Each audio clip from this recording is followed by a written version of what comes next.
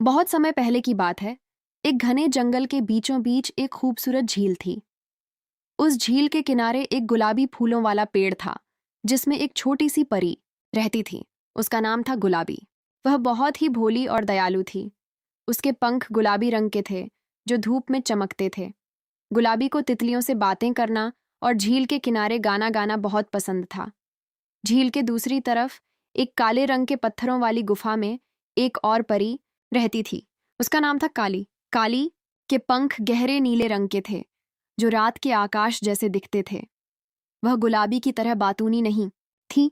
वह चुप रहना पसंद करती थी और अकेले में तारों को निहारती थी। गुफा के आसपास के सारे जीव जंतु उससे थोड़ा डरते थे, क्योंकि वह हमेशा गंभीर और एकांत प्रिय रहती थी। इससे काली को बहुत दुख होता था, लेकिन वह किसी से कुछ कह नहीं पाती थी। एक दिन तेज आंधी और बारिश हुई। आंधी इतनी तेज थी कि गुलाबी का घोंसला, जो उसके पेड़ की एक डाली पर बना था, टूटकर झील में जा गिरा। गुलाबी बुरी तरह भीग गई और ठंड से कांपने लगी। उसके पंख भीगकर भारी हो गए थे और वह उड़ नहीं पा रही थी। वह डर के मारे जोर जोर से रोने लगी। उसकी आवाज सुनकर काली अपनी गुफा से बाहर निकली। उसने देखा कि एक छोटी सी परी झील के किनारे बैठी कांप रही है। काली ने झट से अपने पंख फैलाए और बारिश की बूंदों को रोकते हुए गुलाबी के पास पहुंची। उसने अपने कोमल हाथों से गुलाबी को उठाया और अपनी गुफा में ले गई। गुफा में काली ने सूखे फूलों की एक सेज बनाई और गुलाबी को उस पर लिटा दिया। उसने अपने पास रखे सूखे फल गुलाबी को खिलाए। धीरे धीरे गुलाबी को गर्मी मिली और वह सुरक्षित महसूस करने लगी। जब तूफान थमा तो गुलाबी ने काली का धन्यवाद किया। तुमने मेरी जान बचाई, गुलाबी ने मुस्कुराते हुए कहा। तुम इतनी अच्छी हो, फिर लोग तुमसे डरते क्यों हैं?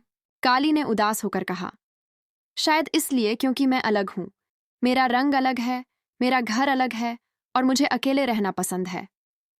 गुलाबी ने उसका हाथ पकड़ लिया और बोली, अकेले रहना कोई बुराई नहीं है, लेकिन अगर कोई दोस्त साथ हो तो अकेलापन भी अच्छा लगता है। क्या तुम मेरी दोस्त बनोगी? काली की आंखों में खुशी के आंसू आ गए। उसने सिर हिलाकर हाँ कह दी। उस दिन के बाद गुलाबी और काली की दोस्ती हो गई। गुलाबी ने काली को फूलों की खुशबू और तितलियों की रंग बिरंगी दुनिया से मिलवाया।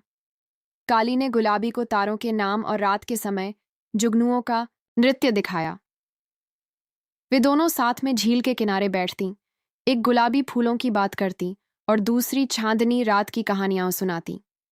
धीरे धीरे जंगल के सारे जीव जंतु काली को समझने लगे। उन्होंने देखा कि उसका रंग और उसकी गुफा भले ही अलग हो, लेकर उसका दिल कितना कोमल है।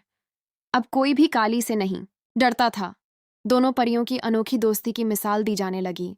उन्होंने साबित कर दिया कि सच्ची दोस्ती रंग रूप या रहने के तरीके से नहीं, बल्कि दिल से होती है। गुलाबी और काली हमेशा साथ रहीं और उनकी दोस्ती से पूरा जंगल गूंजता रहा। सीख: सच्ची दोस्ती के लिए किसी के रंग रूप या स्वभाव से परे देखना होता है। हर किसी के दिल में अच्छाई होती है, बस उसे पहचानने की जरूरत होती है।